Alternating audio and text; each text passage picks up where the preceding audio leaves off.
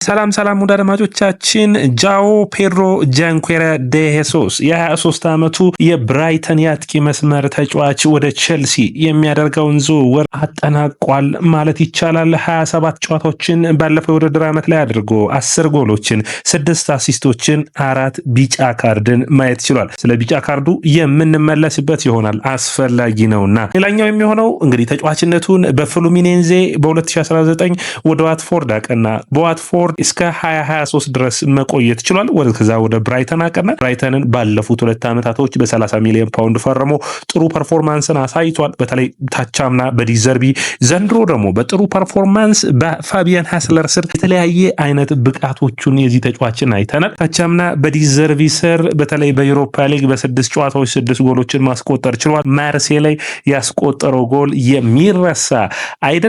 እንግዲህ ስለ ጃኦ ፔድሮ ዛሬ ባለፉት ቀናቶች ቃል በገባንላችሁ መሰረት በጥልቅ የምናይ ይሆናል። ቼልሲን እንዴት ያሻሽሏል፣ ከቼልሲ ጋር ምን አይነት ቅንጅትን መፍጠር ይችላል፣ የጃኦ ፔድሮ ምን አይነት ደካማ ብቃቶች ውስጥ አሉት የሚለውን ጠለቅ አድርገን የምናወራ ይሆናል። ውደድማቻችን ይህ ያያ ስፖርት ነው። ላይክ፣ ሼር፣ ኮሜንት፣ ሰብስክራይብ ማድረጋችሁን አትርሱ። የእናንተ ላይክ፣ ሼር፣ ኮሜንት፣ ሰብስክራይብ ብዙዎቹ ጋር እንድንደርስ ያግዘናል። ውደድማቻችን ከዛ ውጭ ያላችሁን አስተያየት ደግሞ ስለ ጃኦ ፔድሮ አስቀምጡልኝ። በዛሬው እንግዲህ ስለ ጃኦ ፔድሮ እናወራለንና እንደተለመደው ከአስሩ ስንት ትሰጡታላችሁ ለጃኦ ፔድሮ ለዚህ ፊርማ? በኔ እይታ እንግዲህ አንደኛ ምክንያቶችን ላቀርብና የምሰጠውን ነጥብ ልንገራችሁ። አንደኛ በፕሪሚየር ሊጉ ልምድ አለው። ሁለተኛ ለቼልሲ በተለያዩ ቦታዎች መጫወት መቻሉ፣ ሶስተኛ በቦል ፕሮግሬሽኑ ረገድ ጥሩ ነው። ስለዚህ ይህ ተጫዋች ቼልሲ በፈለገው ቦታዎች ውስጥ መሰለፍ የመቻል አቅም አለውና እኔ ከ10 7 ሰጥቼዋለሁ። እንግዲህ አቅሙን ካወጣ፣ አቅሙ ፐርፎርማንሱ የሚቀጥል ከሆነ፣ ጎሎችን የሚጨምር ከሆነ፣ በተለይ ብዙ በውድድር ዓመቱ ላይ ፔናልቲ ናቸው ጎሎቹን ከፔናልቲ ውጭ ያሉትን ጎሎች የሚጨምር ከሆነ ግን 8 እና 9 ማግኘት የሚችል ነው። በጣም ጥሩ ነው። በተለይ በቼልሲዎች ዘንድ የጃኦ ፌሊክስ እና የክሪስቶፈር ንኩኩ በዚህ ክረምት የመልቀቅ ጉዳይ አጠራጣሪ አይደለም። ሙሉ በሙሉ ቡድኑን ይለቃሉ። ስለዚህ የእነሱ ተተኪ ሆኖ ይህንን ቡድን የሚቀላቀል ይሆናል። ጃኦ ፔድሮ እንዴት አያችሁት? ወደደሞቻችን እናንተ ከ10 ስንት ሰጥታላችሁ? በጣም ምርጥ ፈራሚ ከሆነ 9 ይሰጣል ብዙውን ጊዜ። እንግዲህ ከዛ ውጭ በጣም ኤክስትራኦርዲነሪ ከሆነ ከወጣበት ገንዘብ አንጻር 10 ሊሰጥ ይችላል። 8 መካከለኛ ለሆነ ተጫዋች፣ 7 ደግሞ ገና ፖቴንሻል ላለው ነው። ይህ እንግዲህ 23 ዓመት ተጫዋች በታዳጊ ዕድሜው ጀምረን ነው እንግዲህ ያየነው። በዋትፎርድ ጥሩ ብቃቱን በቻምፒዮንሺፑን ማሳየት መቻሉ የሚረሳ አይደለም። እንግዲህ ጃኦ ፔድሮ ለቼልሲ መጥቶ በየትኛው መስመር ላይ መሰለፍ ይችላል የሚለው የመጀመሪያው ጥያቄ ነው። ጃኦ ፔድሮ የተለየ የሚያደርገው በ10 ቁጥር ሚና መጫወት ይችላል። አንዳንዴ እንግዲህ ፓልመር በሌለባቸው ጨዋታዎች ስቴፋኖ ዊሊያን ባይሰለፍ እንኳን ይህ ተጫዋች መሰለፍ የሚችል ነው። በ10ኛ 9 ቁጥር መሰለፍ የሚችል ነው። በጣም ተመራጭ ያደርገዋል። ነገር ግን ተመራጭ ቦታው በግራ መስመር ላይ መሰለፍ ነው። ያንን ደግሞ በዲዘርቢ ስር አይተነዋል። ጥሩ ፐርፎርማንስ ያደርግ። እንግዲህ ጃኦ ፔድሮ በጣም ትልቁ ክህሎቱ በፕሪሚየር ሊጉ የሚታወቁት በጣም ትልቁ ሪካርዱ 97% ድረስ የሚያደርሰው ቦል ኬሪንግ ካፓሲቲ ነው፣ ወይም ደግሞ ኳሱን ወደፊት ይዞ የመሄድ አቅሙ።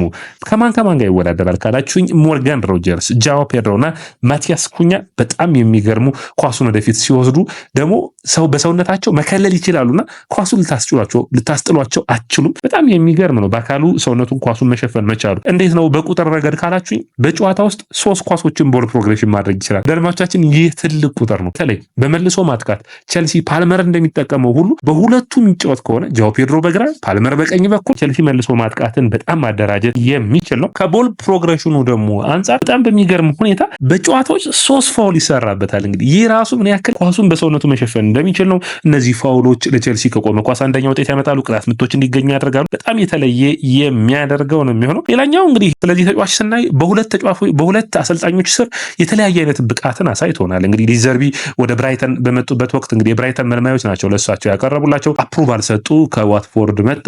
በጣም አስገርሞኛል ብሏል። ነገር ግን በጣም ያስገረመኝ ያሉ ስለ ጃኦ ፔድሮ ሲያወሩ በጣም ታታሪ ተጫዋች ነው፣ መታተሩ ደግሞ ሁሌም ውጤታማ እንዲሆን ያግዘዋል ብሏል። ይህ በጣም ጥሩ የሚባል ክህሎቱ ነው። 23 ዓመቱ ነው። ቼልሲን ለሚቀጥሉት ዓመታቶች የሚያግዘው የ7 ዓመት ኮንትራት ነው የሚፈርሙ። ስለዚህ በዚህ ነገር ቼልሲ የሚጠቀም ነው። ያወጡበት ዋጋም እንግዲህ በዘመናዊ እግር ኳስ ውስጥ አሁን 55 ሚሊዮን ፓውንድ 60 ሚሊዮን ፓውንድ በጣም ከፍተኛ ሳይሆን አማካኝ ተጫዋች ለሚባል ነው ማለት ይቻላል። ስለዚህ ይህንን ፖቴንሻሉ የሚወጣ ከሆነ ቼልሲ የሚጠቅም ነው። ከዛ ውጭ ግን መንገድ ቸልሲ ከዚህ ተጫዋች ጥሩ ፐርፎርማንሱን ባያገኝ እንኳን በ30 እና በ40 ሚሊዮን ፓውንድ መልሶ የመሸጥ መብቱ ይሰጠዋል። እንግዲህ ዲዘርቢ እንዴት ተጠቀመው፣ ፋቢያን ሄዝለር እንዴት ተጠቀሙት ብለን ነው። ዲዘርቢ በመስመር ተጫዋችነት ይጠቀመው ነበር። ቦል ፕሮግረስ ያደርግ ነበር። ኳሶችን ለማሸመት ይሞክር ነበር። ከሜቱማ ጋር እየተፎካከሩ ነበር። በሁለቱ መስመሮች የሚጫወቱት ያ ጥሩ ፐርፎርማንሱ እንዲያወጣ አግዞት ነበር። ነገር ግን ፋቢያን ሄዝለር ደግሞ በተለየ መልኩ እንደ አዲስ በተለይ ብራይተን የእንግሊዝ ፕሪሚየር ሊግ በጀመረባቸው ወቅቶች አካባቢ በጣም ጥሩ ፐርፎርማንስ ነበራቸው አይደል? አንደኛው እንግዲህ አርሰናልን አቻ ወጡበት፣ ማንቸስተር ዩናይትድን በሜዳቸው ያሸነፉበት። በእነዛ ጨዋታዎች ላይ በጣም ጥሩ ፐርፎርማንስ የነበረው በምንድነው? ቦል ፕሮግረስ በማድረግ እንደ ፎልስ ናይን ያግዝ ነበር። ያን እንግዲህ ማስቀጠል የሚያስፈልግ ነው የሚሆነው። ቸልሲ በሁለቱም መንገድ ተጠቅሞ ከሁለቱ ተጫዋቾች አንጻር የዚህን ልጅ ብቃት ማውጣት ይጠበቅባቸዋል። ሌላኛው መረጃችን የሚሆነው ክፍት ቦታዎችን ማፈላለግና ጨዋታ የማንበብ አቅሙ ኳሱን ይዞ ኳሱ ወደሌለባቸው ቦታዎች የሚቃኝበት መንገድ በጣም አስገራሚ እንደሆነ ይታወቃል። ቸልሲ ለምሳሌ ጃኦ ፔድሮን በግራ መስመር ላይ የሚያሰልፈው ከሆነ ኮሬላ በጣም ኦቨርላፕ የሚያደርገው የመስመር ተጫዋች ይሆናል። ዴላፕ በአጥቂ መስመር፣ ኔቶ በቀኝ የሚሰለፍ ይሆናል። ከዛ ውጭ ፓልመርና ጃኦ ፔድሮ ሁለቱም ፕሮግረስ በማድረግ አንደኛ ከዴላፕ ጋር ሌትራን በማድረግ ሳጥን ውስጥ ይደርስና ኳሶችን በጭንቅላቱ የማስቆጠር አቅሙ ከቸልሲ ተጫዋቾች የተሻለ ነው። ዴላፕ አሁን ሳጥን ውስጥ በጣም ፕሬዘንስ ያለው አጥቂ ነው አይደለ? ሌላኛው ተጫዋች ይኛው ደግሞ ጃኦ ፔድሮም ባልተናነሰ ከዴላፕ በጣም ጥሩ ሳጥን ውስጥ ፕሬዘንት አለው፣ ወይም ደግሞ ተገኝቶ ኳሶችን ማስቆጠር የሚችለው ጨዋታ የማንበብ አቅሙ በጣም ጥሩ ነው። ክፍተቶችን አይቶ ክፍተቶቹን በሚገባ መሸፈን ይችላል። ከዛ ውጭ አሁን ጃኦ ፌሊክስ እና ክርስቶፈር ንኩኩ የሌለ ፐርፎርማንስ ምንድነው ካላችሁ፣ ለምሳሌ ኮኮሬላ ኳሱን ወደፊት እያጠቃይ በሚሄድበት ጊዜ ኮኮሬላ በመልሰው ማጥቃት ቢጠቃ እንኳን ወደኋላ ተመልሶ የመከላከል ፐርፎርማንሱ በጣም የሚገርም ነው። ይህ ለቸልሲ ኤንዞ ማሬስካ የሚፈልጉት አይነት ተጫዋች ያደርገዋል። ያ ጥሩ የሚባለው ከዛዎች ቡድኖች በሎ ብሎክ በሚጫወቱበት ጊዜ ከሊያም ዴላፕ ጋር ተደርቦ በመግባት ሳጥን ውስጥ ፕሬዘንት ያደርጋሉ። ያ ደግሞ እንግዲህ በተለይ ቸልሲ ፓልመር እንዲሁም ስቴፋን ዊሊያን ያለበት ቸልሲ የተሻለ ፐርፎርም እንዲያደርጉ ግዛቸው ነው የሚሆነው። ቸልሲ በጨዋታ ውስጥ እንግዲህ ወደ 1.4 ኪ ፓሶችን ማድረግ የሚችል አቅም አለው። ፔናልቲ ሳጥን ቦክስ ውስጥ የመሄድ አቅሙን ካየን ደግሞ ወደ 1.7 ድረስ ነው። ይህ ጥሩ የሚባለው 0.5 ደግሞ ኳሱን ስሩ ቦል የመላክ አቅም አለው። ይህ ማለት ድሎችን የመፍጠር አቅም እንዳለው የሚያሳዩ ብቃቶች ናቸው። ቸልሲ ጃኦ ፌሊክስ ከክርስቶፈር ንኩኩ የተቸገሩበትም የእንግሊዝ ፕሪሚየር ሊግ ልምድ የማግኘት ብቃትም ከዚህ ተጫዋች የሚያገኝ ይሆናል ተብሎ ይታሰባል። በተለይ ኳሱን በማስጣል ረገድ ተከታትሎ ቦል ሪከቨሪ ኳሱን ከተቀማም ባይቀማም የማስጣል አቅሙ በጣም የሚገርም ነው። በጨዋታ ውስጥ 2.72 ኳስ ቦል ሪከቨሪ ያለው ወይም ኳስ መልሶ የመቀማት አቅም አለው። በጣም የሚገርም ነው። በጨዋታ ውስጥ 1.14 ታክል እና ኢንተርሴፕሽን ማድረግ ይችላል። ይህ ለመስመር ተጫዋቹ ዳልማቻችን በጣም ከፍተኛ ቁጥር ነው። ቸልሲ እንግዲህ ከክሪስቶፈር ንኩኩና እንዲሁም ደግሞ ሳንቾ አብሮ ሲሰለፉ የነበራቸው ጥሩ ፐርፎርማንስ ምንድነው?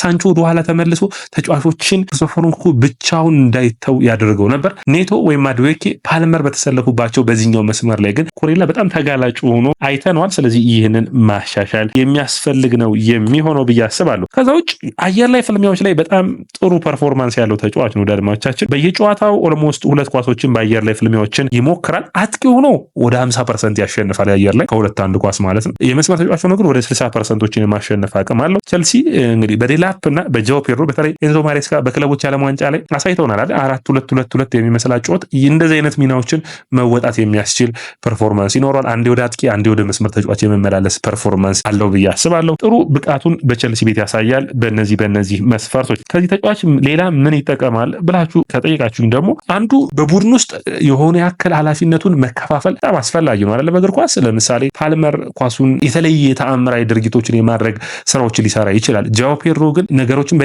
በድግግሞች በመስራት ውጤታማ ለማድረግ የሚሰራ ነው። አንደኛ በመስመሮች መካከል ፔስ አንብቦ ራሱን ነፃ አድርጎ የመጠበቅ አቅም አለው። ይህ በጣም እግር ኳስን በሚገባ ላልተረዳ ወይም ደግሞ በሚገባ ስፔስ ሪዲንግ ወይም ደግሞ ክፍት ቦታን የማነፍነፍ አቅም የሌለው ተጫዋች ካልሆነ በስተቀር በጣም ጥሩ የሆነ ፐርፎርማንስ አለው በዚህ ረገድ። ስለ ቸልሲ የማገዝ ዕድል ይኖረዋል። ከዛ ውጭ ቸልሲ የሌለው ከዚህ በፊት በቸልሲ ተጫዋቾች ዘንድ የነበረው ለምሳሌ ዲዲዬ ድሮግባን ስታስቡ፣ ዲያጎ ኮንስታንስ ስታስቡ፣ ከዚህ በፊት የነ ጆን ቴሪ እነ ፍራንክ ላምፓርድ አይነት ተጫዋቾችን ስታስቡ ቸልሲ አይነኬ የነበረ የአካል ብቃትን የሚጠቀም አይነት ቡድን ነበር አይደል? ጃኦ ፔድሮ እንደዚህ አይነት ፐርፎርማንሶች አሉት። ዴላፕም እንደዚህ አይነት የሆነ ያክል ፐርሰንት አለው። ነገር ግን ይሄኛው ሁሌ ሁሌም ተጫዋቾችን የሚረብሽ ተከላካዮች ያልሆነ አይነት ፋውል ሰርተውበት በቀይ ካርድ እንዲወጡ የሚያደርግ የቼልሲ ተጫዋቾች የሌላቸው አይነት ባህሪ አለ። ያንን እንግዲህ ማውጣት የሚጠበቅበት ይሆናል ብዬ አስባለሁ። ከዛ በኋላ እንደ አጥቂ መስመር የመጫወት እድልም ስለሚኖረው ምን ያክል ሹት አኪዩሬሲ ያለው ብለን ካየ ተጫዋቾች ውስጥ እንግዲህ በ90 ደቂቃ 2 ኳሶችን ሹት ያደርጋል። ከሁለቱ ሹቶች ውስጥ ሹቶን ታርጌት የሚሆነው 36% ነው። ከዛ ውስጥ 0.23ቱ ነን ፔናልቲ ኤክስጂ ነው። እንግዲህ ከፔናልቲ ውጭ የሆኑ እድሎችን የመፍጠር እድሉ ነው በጣም ጥሩ የሚባል ነው። እንግዲህ ቸልሲ በጨዋታዎች መካከል ለምሳሌ ኒኮላስ ጃክሰን እና ዴላፕን ለምሳሌ ይዞ በአጥቂ መስመሩ ቢጨርስ ዴላፕ ለምሳሌ ወይም ኒኮላስ ጃክሰን ለሁለት ወር ቢጎዳ ምን ያደርጋል ቸልሲ ብላችሁ ከጠየቃችሁ አንደኛ የሚጠቀሙት ስታይል ምንድነው የሚሆነው? ዴላፕ ከሌለ በኒኮላስ ጃክሰን የሚጫወቱ ከሆነ ኒኮላስ ጃክሰን በጨዋታው ላይ ጥሩ ፐርፎርማንስ ካላሳየ ሌላኛውን ተጫዋች ይህንን በፎልስ ናይን ማሰለፍ የሚችሉ ነው። ጥሩ ተጠቃሚ የሚያደርጋቸው ነው። ኤንዞ ማሬስካ የተለያየ አይነት ኃላፊነቶችን በተለያየ አይነት ፐርፎርማንስ ውጤታማ እንዲሆን የሚያግዙት ነው። በእንግሊዝ ፕሪሚየር ሊግ በተለይ ደግሞ በኔ እይታ ትልልቅ ጨዋታዎች ላይ ጎሎችን ማስቆጠር የሚችል ፐርፎርማንስ አለው። ይህ በብዙ ነገር የማይገኝ ተጫዋች ነው ማለት ይቻላል። በተለይ ብዙ ተጫዋቾች ትልልቅ ጨዋታዎች ላይ መግነን ያቅራቸዋልና በሚገባ ያንን ፐርፎርም የሚያደርግ ነው። ነገር ግን የዚህ ተጫዋች ደካማ ጎኖችም አሉ። አንደኛ ከፔናልቲ ውጭ የሚያስቆጥራቸውን ጎሎች መጨመር ይጠበቅበታል። ከዛ ውጭ በቀይ ካርድ እንዳይወጣ ቢጫ ካርዱ እነዚህ በፊት ነግሬያቸዋለሁ ጥሩ ፐርፎርማንሱ እንደሆነ ሁሉ ደካማ ሆኖ ደግሞ ቡድኑን ዋጋ እንዳያስከፍል ጥንቃቄ ሊወስድ ይጠበቃል። ከዛ ውጭ ቸልሲ በጨዋታዎች ውስጥ እንግዲህ ትክክለኛ የመስመር ተጫዋች አይደለም እና ቸልሲ የመስመር ተጫዋች በሚፈልግባቸው ጨዋታዎች ላይ ባይኖ ጊተንስን ማስመረጥ ወይም ቀዳሚ ተጫዋች ማድረግ የሚጠበቅ ይሆናል ብዬ አስባለሁ። ሰላም ወደ አድማጮቻችን፣ ይህ ስፖርት ነው። ላይክ፣ ሼር፣ ኮሜንት፣ ሰብስክራይብ ማድረጋችሁን አትርሱ።